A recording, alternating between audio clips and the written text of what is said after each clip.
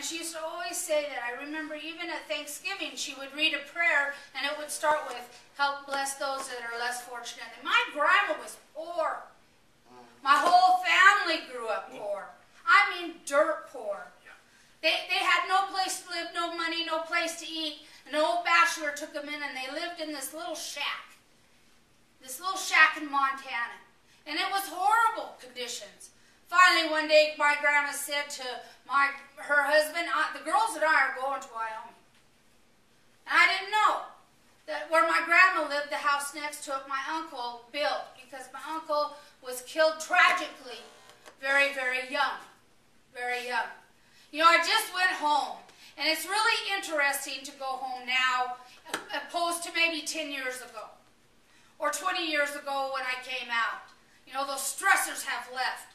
My mom and I are in a different situation. We're what's left. My brother had no children, I had no children, so we're it. So we decided when we go to heaven, all the men should do the cooking, means we cooked and cleaned here. So the next day when I rose, I looked at Mom and I said, well, I guess they won't be cooking for us today. We're still here. And we laughed. You know, I want to talk about learning to give thanks when it's really, really, really hard. How many of you, probably by this age, have lost someone you love dearly, maybe too young, maybe when you weren't ready, maybe it was the only family you had? How many of you have witnessed a mama losing their child? Wow. How many of you have witnessed someone getting 6 months to live because they've been diagnosed with an untreatable cancer or HIV/AIDS and they're real, real sick? Or any of those other kinds of things. You know, sometimes it just doesn't seem fair. You know, like Ricky was saying, we want it to be fair. We say, well, we've had enough. Let somebody else take it for a while. You know, we keep thinking that it's fair, but what Ricky brought forward was that God knows exactly what we need. Exactly, and provides that.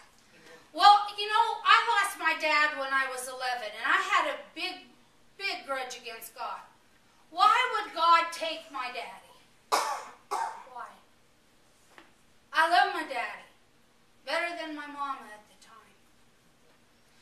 But I was also naughty. Because I got mad one night when he told me to go take off my new shoes.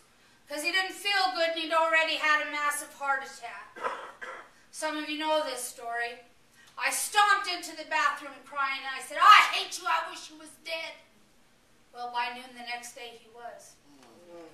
And as a little girl, I only could look at that in little girl eyes. My mom was so sad. She cried in the morning. She cried herself to sleep.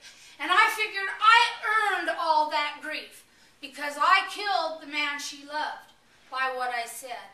Some of you may remember hearing that another celebrity shares that thing, the same thing as I do. Oh, help me with their name, poet. I stand. Maya Angelou. She once said something and someone was killed and she was afraid of the power of words and she quit talking. You know, so I carried this little girl's weight. I went to school when other people had daddies.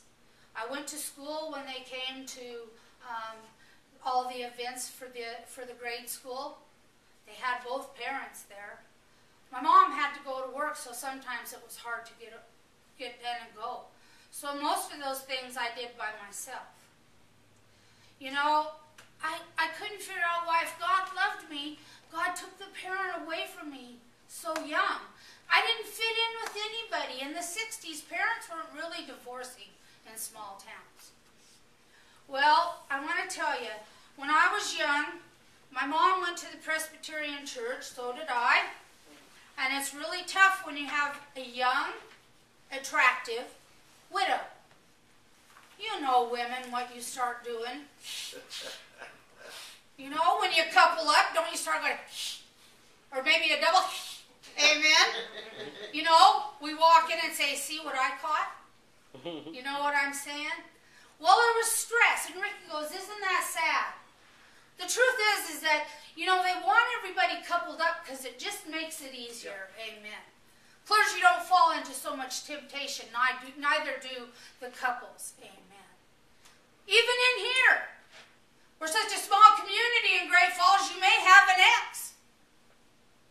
And they're going to come to church and you're going to say, they're welcome. Everybody's welcome, as long as they behave themselves for this hour. Amen. If they don't, I don't have any trouble calling 911 anymore. I used to try to, you know, go through it. But back to this story. There was another lady named Hope who had a daughter who also lost her dad.